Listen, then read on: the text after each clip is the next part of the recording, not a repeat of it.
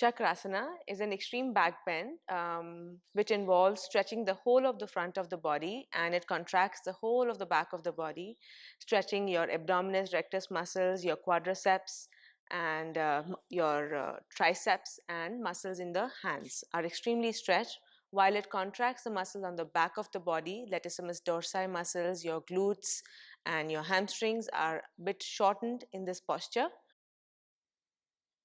Lie down in Shavasana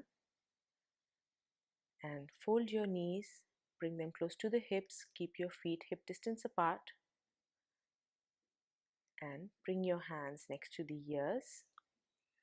As you breathe in, gently lift your hips off the ground, use the strength in your arms, and lift your shoulders and head off the ground. Stay here for a few breaths. If you feel comfortable, step your feet closer to your hands. Slowly lift your head up. Slowly bring your spine close to the floor. Rest down in Shavasana.